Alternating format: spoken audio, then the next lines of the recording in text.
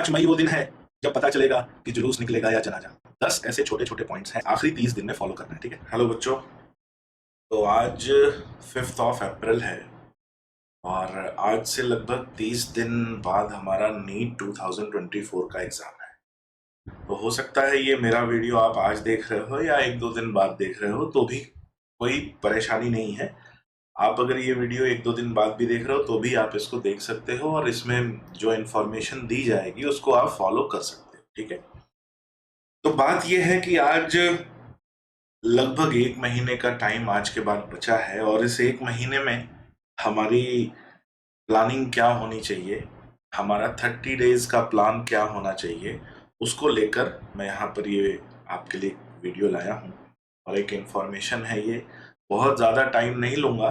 10 ऐसे छोटे छोटे पॉइंट्स हैं जिनको हमें इस आखिरी 30 दिन में फॉलो करना है, ठीक है। आखिरी के 30 दिन, इन्हीं को अगर हम फॉलो करेंगे तो हमारी जो तैयारी लास्ट टाइम में चल रही, क्योंकि लास्ट टाइम में करने के लिए कुछ नया नहीं होता, ठीक है। और हमें कुछ चीज़ों पे ध्यान देना होता है, कुछ चीज़ें करनी होती हैं, कुछ चीज़ें नहीं करनी होती, ठीक है। तो क्या करना है वो तो मालूम ही होना चाहिए, लेकिन इस आखिरी के महीने में क्या नहीं करना है ये भी हमें भली भांति मालूम होना चाहिए, ठीक है। तो मैंने बोला कि 10 ऐसे पॉइंट्स हैं जिनको लेकर मैं आपसे डिस्कशन करूंगा, तो ज़्यादा टाइम नहीं लूंगा। बहुत छोटी ये वीडियो होने वाली है, बहुत ज़्यादा इसमें मैं कहानी वगैरह नहीं सुनाऊंगा, ठीक है। बस छोटे छोटे जो पॉइंट्स हैं उनको हम लोग थोड़ा सा डिस्कस कर लेते हैं। तो सबसे पहले इन 30 दिनों में, ठीक है, जो हमें करना है और जो नहीं करना है, तो पहला तो वही आ गया, नहीं करना है। नो न्यू स्टडी, कोई भी नई चीज नहीं उठानी है। सबसे पहली बात कि हम कुछ पढ़ रहे थे और अब हमें पता चला कि अरे यार ये तो एक नई चीज है, अपन इसको पढ़ते। न्यूटन नहीं बनना है तुमको, पीएचडी नहीं करनी है, ठीक है। पीएचडी करने के लिए नहीं आए हो, नीट क्लियर करना है और नीट क्लियर करने में पीएचडी नहीं करनी है। जो सिलेबस है उस सिलेबस को लेकर चलना है। तो कुछ भी नया पढ़ने से बचें कि अब हम सोचेंगे अरे आखिरी महीना बचा है और हम अब ये वाला टॉपिक या ये वाला चैप्टर, ये फलाना जो है किताब उठा लेते हैं और देखते हैं हमारा जो है नंबर। एक्सपेरिमेंट मत करो अपने, ठीक है। तो कुछ भी नया आपको नहीं पढ़ना है। इन बातों को आप जो है नोट डाउन कर लो। नो न्यू स्टडी, कुछ भी नया नहीं पढ़ना है। जो पढ़ा है, जो अच्छे से पढ़ा है उसको रिवाइज करो, जो थोड़ा कम पढ़ा है उसको अच्छे से रिवाइज करो, ठीक है। तो कुछ नया नहीं पढ़ना है, जो हमने पढ़ा हुआ है पहले से उसी को बार बार रिवाइज करना है, उस पर अपनी ग्रिप बनानी है, ठीक है, उस पर अपना होल्ड बनाना है। पहला पॉइंट, ठीक है। दूसरा पॉइंट जो है बहुत इंपॉर्टेंट है, टाइम बाउंड क्वेश्चन प्रैक्टिस करनी है जिससे हमारी स्पीड मेंटेन हो जाए। क्या मेंटेन हो जाए? स्पीड। वैसे तो स्पीड मेंटेन आप करते ही होगे, लेकिन ये टाइम बाउंड क्वेश्चन प्रैक्टिस आपको करनी जरूर है। कैसे करनी है समझिए आप। इसको लेकर यहां पर एक मैं बताऊंगा कि आप डेली, ठीक है, daily minimum 2 full test paper लगाइए, ठीक है। मिनिमम 2 फुल टेस्ट पेपर लगाइए।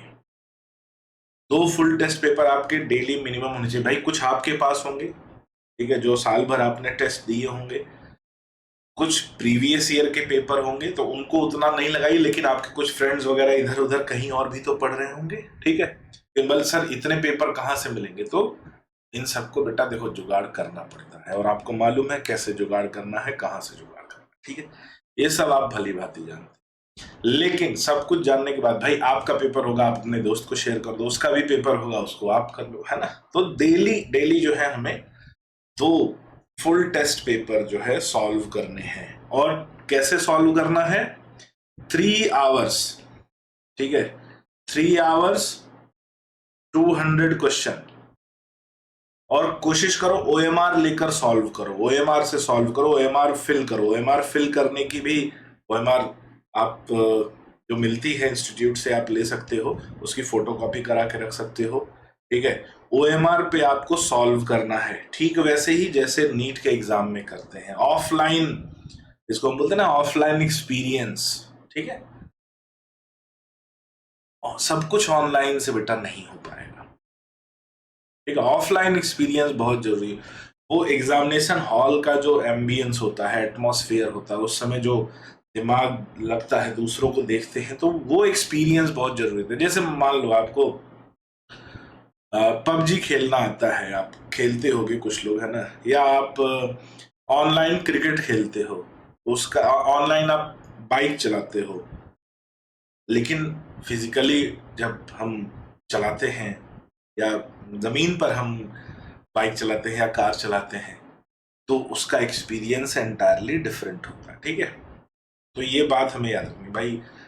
ये आपको ऑफलाइन करना है, प्रैक्टिस करनी है। ओएमआर गोले कैसे भरने हैं, पता चला कि गोले भरने में आप 20 बार गोला घुमा रहे हो, नहीं, अपने को मेजर करना है कि कितनी बार पेन घुमाने में हमारा गोला भर सकता है। ठीक है, अब मान लो हमारा गोला 10 टाइम्स पेन घुमाने में भर गया और हम उस पर 20 टाइम्स जो है पेन घुमा रहे हैं, तो वो हमारा क्या कर रहा है, टाइम किल कर रहा है। वो 10 टाइम्स राउंड 10 राउंड में ही गोला भर गया, हम उस पर 20 राउंड घुमा रहे हैं, तो ये नहीं करना हमें। गोले भरने, एक एक सेकंड बचाना है। और मैंने बोला कि 3 आवर, हमें वहां पर 3 आवर 20 मिनट्स मिलेगा, हम 3 आवर्स मान के चले, 3 भी नहीं, हम 2 आवर 45 मिनट्स मान के चले। क्यों? क्योंकि वहां भी तो जो एग्जामिनेशन सेंटर में बैठोगे तो जो इन्विजिलेटर होंगे वो भी तो आपका टाइम बर्बाद करेंगे ना, उनका भी तो अधिकार है। ठीक है, उनका भी अधिकार है, वो भी आपका टाइम बर्बाद करेंगे। तो फिर बोलोगे सर हम तो 3 आवर 20 मिनट्स के हिसाब से प्रैक्टिस किए थे। नहीं, 2 आवर 45 मिनट्स के हिसाब से प्रैक्टिस करो, क्योंकि जो टाइम वहां बर्बाद होगा उसको यहाँ कंपनसेट करने की आदत आपको आनी चाहिए, डेवलप होनी चाहिए। तो 2 full test paper daily solve कर। ठीक है, गोले भरने की प्रैक्टिस, गलत गोला नहीं भर रहे हैं, कितने राउंड में गोले भर रहे हैं, एक एक सेकंड बचाना है, क्योंकि यही वो टाइम है जो आप बचा सकते हो। तीसरा है एक्लिमेटाइजेशन। एक्लिमेटाइजेशन मतलब हालात के हिसाब से अपने आप को ढालना। देखो, जो होता क्या है, हम साल भर पढ़ते हैं, घर में पढ़ते हैं या इंस्टीट्यूट में पढ़ते हैं। जो बच्चे ऑनलाइन होंगे वो घर में पढ़ते होंगे या लाइब्रेरी में पढ़ते होंगे। जो ऑफलाइन है वो इंस्टीट्यूट में पढ़ते होंगे। अब इंस्टीट्यूट में एसी लगा है, पंखा लगा है, लाइट लगा है, सब कुछ बढ़िया, एकदम कंफर्टेबल है, मजा आ रहा है, इसकी भैंस की आंख, मजा आ रहा है, कोई दिक्कत नहीं, सब मजे ही मजे चल रहे हैं। लेकिन एग्जामिनेशन सेंटर ऐसा मजा तो देगा नहीं भाई। एग्जामिनेशन सेंटर में एसी तो छोड़ो, पंखा मिल जाए तो मान लेना कि तुम्हारी किस्मत बहुत अच्छी है। ठीक है, एग्जामिनेशन सेंटर में हो सकता है पंखा भी ना मिले, तो अगर पंखा मिल जाए तो मान लेना कि तुम्हारी किस्मत बहुत अच्छी है। अब हमें क्या है, उस माहौल के अनुसार अपने आप को एक्लिमेटाइज करना है। कैसे करना है? जो 2 पेपर हमने बोले, 2 पेपर सॉल्व करने के लिए, तो एक पेपर उनमें से आप सॉल्व करेंगे डेली 2 PM से 5 PM के बीच में। जहां भी आप बैठते हो, घर पे, लाइब्रेरी में, वो 2 बजे से 5, क्योंकि वो टाइम होगा दिन का जो आपको रियल एक्सपीरियंस देगा। सुबह तो भाई ठंडा रहता है, दिमाग अच्छे से काम करता है, शाम को भी ठंडक रहती है। आपको वो रियल टाइम एक्सपीरियंस मिलना चाहिए कि भाई हमारा बॉडी 2 बजे से 5 बजे के बीच में कैसे रिस्पॉन्स करता है। जैसे एक बात समझिए, अभी आपका अभी आप प्रिपरेशन लीव वगैरह जो भी आप घर पे प्रैक्टिस कर रहे हो, और मुझे पक्का विश्वास है कि 2 बजे से 5 बजे के बीच में आप सो रहे होगे, पक्का विश्वास है, क्योंकि आदत बनी हुई है। एग्जाम जो है, कोचिंग का जो है शेड्यूल खत्म हो गया है, घर पे रह के पढ़ाई कर रहे हो, और दोपहर में तो घर पे सोने का माहौल रहता है, तो अपन सो रहे हैं। अब ये बताइए, महीने भर आप सोओगे और उस दिन क्या आपको नींद नहीं आएगी? नहीं, एकदम आएगी भाई, बॉडी उस हिसाब से एडजस्ट हो चुकी है। तो आपको एक्लिमेटाइज होना है। उस 2 बजे से 5 बजे के बीच का जो टाइम है, आपको सोना नहीं है। उस टाइम में आपको पेपर सॉल्व करना है, एक पेपर, और वो कोशिश करिए कि फैन में आप सॉल्व करिए। और अगर ज्यादा रियल टाइम एक्सपीरियंस चाहते हो तो फैन भी बंद करके, लाइट और जो खिड़की वगैरह है उसको खोल दो, भाई जो गर्मी आ रही है, लू आ रही है, उसमें आप सॉल्व करिए। हाँ, पानी लेके बैठना, डिहाइड्रेट मत हो जाना, पानी लेके बैठना, लेकिन उसको सॉल्व करिए। वो रियल टाइम एक्सपीरियंस मिलना जरूरी है। पता चला 2 महीने से डेली 2 बजे से 5 बजे तक सो रहे हो और उस दिन भी नींद भाई उबासी आएगी, नींद आएगी। क्यों? बॉडी उस हिसाब से एडजस्ट हो चुकी है। जैसे हम जिस रूटीन में काम करते हैं, बॉडी उसी रूटीन में एडजस्ट हो जाती है। 1 हफ्ते लगते हैं उसको। अब आप एक दिन अचानक से उसको लेकर, नहीं आज तुम 2 बजे से 5 बजे तक डेली सोते हो, आज तुमसे हम एग्जाम दिलवाएंगे, है हो गया, ओके टाटा बाय बाय, खत्म। तो एक्लिमेटाइजेशन बहुत जरूरी है उस टाइम के अकॉर्डिंग। अपने आप को एक्लेमेटाइज करिए। चौथा पॉइंट आता है बायोलॉजी को लेकर बच्चों।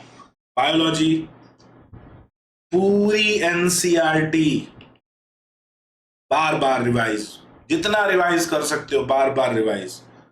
छोटे छोटे वर्ड देखो, बार बार डेटा देखो, फैक्ट देखो, और एनसीईआरटी के बाहर कुछ मत देखो, आउट ऑफ एनसीईआरटी कुछ मत देखो। कुछ बच्चों का आया मैसेज कि सर वो अभ्यास जो है एनटीए का जो अभ्यास वो है उसमें मॉडल पेपर आए हैं और उसमें आउट ऑफ एनसीईआरटी के क्वेश्चन और डिलीटेड पोर्शन के क्वेश्चन। अभी उनने क्या किया सुनो ध्यान से, उन्होंने पिछले साल के ही क्वेश्चन उठा के दे दिए, उन्होंने नहीं देखा हो। इतना टाइम थोड़ी उनके पास कि वो तुम्हारे लिए पेपर बनाए हुए, उनको अपनी फॉर्मेलिटी पूरी करनी थी, उनने कर दी। और उसमें बहुत सारा आउट ऑफ एनसीईआरटी क्वेश्चन है, उसको छूना नहीं है आपको, डिलीटेड पोर्शन से है, उसको छूना नहीं है आपको। अपने को केवल क्या करना है, एनसीईआरटी को बार बार रिवाइज करना, कुछ नहीं छोड़ना। नीट में आप एक सब्जेक्ट छोड़ो, एक चैप्टर छोड़ो, एक टॉपिक तक नहीं छोड़ सकते बायोलॉजी को लेकर, ठीक है? कुछ भी नहीं छोड़ना बायोलॉजी में, तो कुछ नहीं छोड़ना, ये अपने को ध्यान रखना है। जितना ज्यादा रिवीजन करोगे, पीवाईक्यू कर लेना। हालांकि बायो में पीवाईक्यू क्वेश्चन रिपीट होते नहीं है, हुबहू रिपीट नहीं होते, बायोलॉजी में नहीं होते, फिजिक्स केमिस्ट्री में होते हैं पीवाईक्यू रिपीट होते हैं, हुबहू रिपीट होते हैं। बायोलॉजी में पीवाईक्यू हुबहू रिपीट नहीं होते, तो आपको थोड़ा सा आइडिया जरूर लग जाएगा कि कहां से क्वेश्चन आता है। लेकिन अगर आप ये सोचो कि हुबहू वही क्वेश्चन रिपीट हो, तो नहीं होने वाला, ठीक है? डायग्राम से सीधे क्वेश्चन नहीं आता, डायग्राम नहीं आता, डायग्राम के पॉइंट को थ्योरी बनाकर क्वेश्चन पूछते हैं। तो ये हमें ध्यान में रखना है। तो बायोलॉजी के लिए हमें केवल क्या करना है, एनसीईआरटी। जितना ज्यादा क्वेश्चन प्रैक्टिस करो, जितनी ज्यादा वैरायटी कवर करो। फिर आता है पांचवा प्लान हमारा फिजिक्स और केमिस्ट्री को लेकर। तो भाई क्या हम एक महीने में अभी तक नहीं पढ़ रहे थे फिजिक्स केमिस्ट्री, या कम पढ़ रहे थे, और अब एक महीने में हम पूरी फिजिक्स केमिस्ट्री कर लेंगे? तो तुमसे बड़ा मूर्ख कोई नहीं, ठीक है? अब एक महीने का प्लान एक महीने के हिसाब से बनेगा। क्या प्लान बनेगा? सबसे पहली बात, फिजिक्स और केमिस्ट्री में हमें पीवाईक्यू करने हैं, प्रीवियस ईयर क्वेश्चंस करने हैं, प्रीवियस ईयर क्वेश्चंस। इसमें भी वही है, कुछ नया नहीं पढ़ना है, प्रीवियस ईयर क्वेश्चन करने, पीवाईक्यू करने। अब मजे की बात है कि इसमें पीवाईक्यू भाई रिपीट होता है, तो पीवाईक्यू कैसे करें? तो पीवाईक्यू रैंडम करो, रैंडम पीवाईक्यू। एक बार में बैठो 15 क्वेश्चंस रैंडम करो। मतलब अगर आपके पास पीवाईक्यू की बुक है और वो ईयर वाइज है, तो ईयर वाइज आराम से कर सकते हो। और अगर वो चैप्टर वाइज है, तो एक चैप्टर का एक क्वेश्चन पहला, अगले चैप्टर का पहला, अगले चैप्टर का पहला, अगले चैप्टर का पहला, अगले चैप्टर का पहला, ऐसे करते हुए 15 क्वेश्चन करिए, ठीक है? 15 क्वेश्चंस के पीओ, फिर सेकंड सेकंड सेकंड, फिर थर्ड थर्ड थर्ड, फिर फोर्थ फोर्थ फोर्थ, ऐसे करके करिए पीवाईक्यू फिजिक्स और केमिस्ट्री के। केमिस्ट्री को लेकर एक और बड़ी इंपॉर्टेंट बात है, केमिस्ट्री की एनसीईआरटी में बच्चों, और फिजिक्स की एनसीईआरटी में भी, जो सॉल्व एग्जांपल्स दिए हैं, सॉल्व एग्जांपल्स दिए हैं, वो कई बार ऐसा हुआ है हूबहू पूछे गए। कई बार एक दो क्वेश्चन आते, कई बार नंबर ऑफ क्वेश्चन ज्यादा होते। हूबहू सॉल्व एग्जांपल्स पूछे गए हैं, हूबहू प्रीवियस ईयर क्वेश्चन पूछे गए हैं और पूछे जाते हैं। तो अगर किस्मत अच्छी रही तो इस बार भी आ जाएंगे, तो यहां से आपको बेनिफिट मिलेगा। इनमें भी कुछ नया पढ़ने की जरूरत नहीं है, कुछ नया पढ़ने की जरूरत नहीं। तो ये हमारी प्लानिंग रहेगी किसको लेकर, पीवाईक्यू रैंडम लगाना है, रैंडम पीवाईक्यू 15 क्वेश्चन एक बार में। और केमिस्ट्री और फिजिक्स को लेकर सॉल्व्ड एग्जांपल्स, जो एनसीईआरटी में एग्जांपल्स दिए हुए हैं वो लगाने हैं, जो सॉल्व करके दिया हुआ है, चैप्टर के बीच में होता है ना, थियरी के बीच में, उनको लगाने ही लगाने हैं।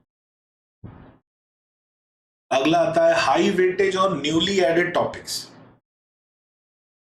हमें मालूम है हमारे हाई वेटेज टॉपिक्स कौन से हैं। जैसे जूलॉजी में बायोटेक्नोलॉजी हाई वेटेज है, human reproduction reproductive health high weightage है, human health and disease high weightage है। तो ये कुछ हैं जो हाई वेटेज है। और न्यूली एडेड टॉपिक्स आपको मालूम ही है, फ्रॉग ऐड हुआ है, बॉटनी में फैमिलीज ऐड हुई हैं।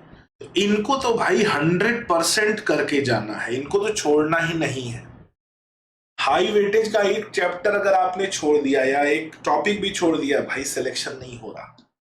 हाई वेटेज को हमें छोड़ना नहीं है, न्यूली एडेड टॉपिक्स को ध्यान से एकदम करके जाना है, फिजिक्स, केमिस्ट्री, बॉटनी, जूलॉजी सभी में। क्योंकि जो डिलीटेड पोर्शन वाला हुआ है, जो डिलीटेड पोर्शन के क्वेश्चन थे वो कंपनसेट होगा दो जगहों से, लो वेटेज वालों से, यानी जिनका वेटेज लो था, जैसे इवोल्यूशन का वेटेज लो था, एक या दो क्वेश्चन आते लेकिन चैप्टर बड़ा इंपॉर्टेंट है, तो उधर कंपनसेट होगा, और न्यूली एडेड में कंपनसेट होगा।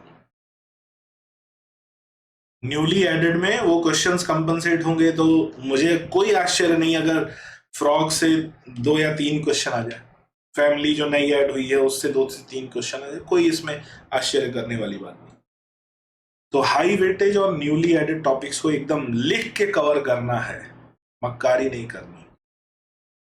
फिर वही डेली एटलीस्ट हमने बोला ना 2 पेपर, तो उसको हमने पहले ही डिस्कस कर दिया, तो 2 पेपर डेली करने हैं। टाइम बाउंड प्रैक्टिस करनी है, घड़ी लगाकर, टाइमर लगाकर। एक क्वेश्चन का टाइमर मत लगाना, 45-50 क्वेश्चन का टाइमर लगाना। 1 घंटे में 50 क्वेश्चन फिजिक्स केमिस्ट्री के आराम से बनने चाहिए, ये टाइमर लगाना। और रैंडम क्वेश्चन करना।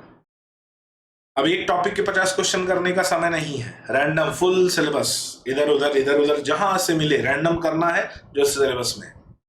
इसलिए मैं कह रहा था कि अपने दोस्तों से फुल टेस्ट उनके यहाँ के मांग लो, अपने यहाँ के मांग, उनसे शेयर करके करिए आप। मिस्टेक्स ऑफ द सेशन, ये एक बड़ा इंपॉर्टेंट, भाई इस पॉइंट को समझिएगा। मिस्टेक्स ऑफ द सेशन, पूरे साल आपने पढ़ाई की है, टेस्ट दिया होगा, टेस्ट में गलतियां की होंगी, उन गलतियों को एक बार देखिए आप। मैं पूरा पेपर करने की बोल नहीं रहा हूं, पूरे सेशन के पेपर करने की बात नहीं कर रहा हूं, मैं उन क्वेश्चंस की बात कर रहा हूं जो आपने टेस्ट में गलत किए थे। तो पेपर उठाइए, साल भर का आपके पास पेपर होगा, उस पेपर को उठाइए, उसमें उन क्वेश्चंस पे मार्क होगा जो आपने गलत किए हैं, उनको रिकॉल करके जाइए एक बार, उनको वो गलत जो क्वेश्चन किए थे उनको एक बार फिर करिए। यही टाइम है, 1 महीना पर्याप्त है। उन पेपर्स को एक बार गलत जो किए थे आपने उनको फिर करिए, जो गलती हुई थी उसको समझिए कि क्या गलती हुई थी, क्योंकि वो गलती आपको दोबारा नहीं करनी है। जितनी गलतियां हैं 5 मई से पहले करके जाओ, 5 मई के बाद, 5 मई को कोई गलती नहीं करनी। तो उन गलतियों को जरूर देखना है बेटा, जो आपने साल भर जो टेस्ट चल रहे हैं, शेड्यूल चल रहा है, उसमें जो आपने टेस्ट में प्रैक्टिस शीट वगैरह ये जो मिला था उसकी गलती नहीं, जो टेस्ट पेपर हुए थे, टेस्ट पेपर में जो गलतियां की थी उन मिस्टेक्स को रिकॉल करिए, पेपर को देखकर जाइएगा जरूर। फिर उसके बाद आता है 9वां पॉइंट, मेडिटेशन।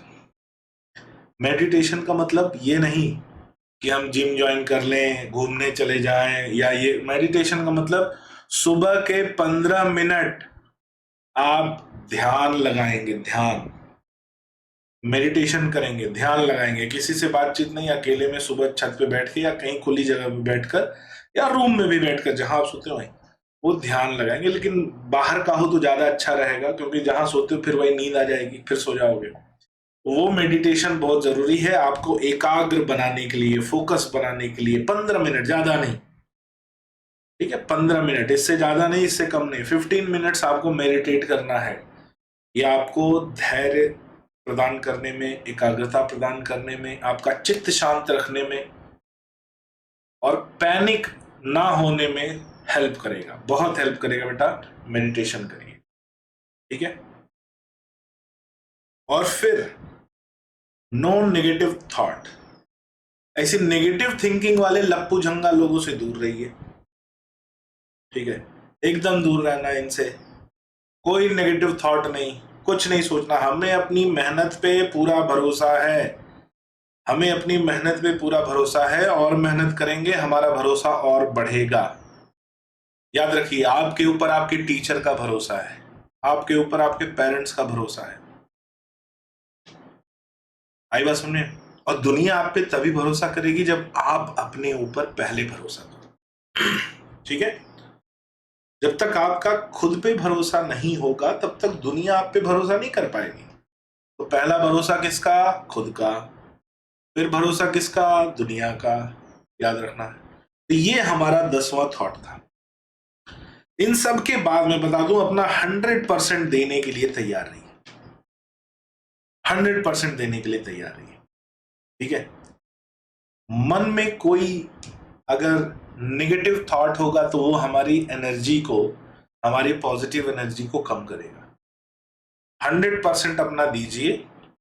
और अगर सोचा ही है क्या करने का कि नहीं भाई, हमने मन बनाया कि हमें बनना है तो यही बनना है, हमें डॉक्टर ही बनना है, और अगर ये सोचा ही है कि डॉक्टर बनना है, तो अभी समय है, अपनी गलतियों को सही करिए।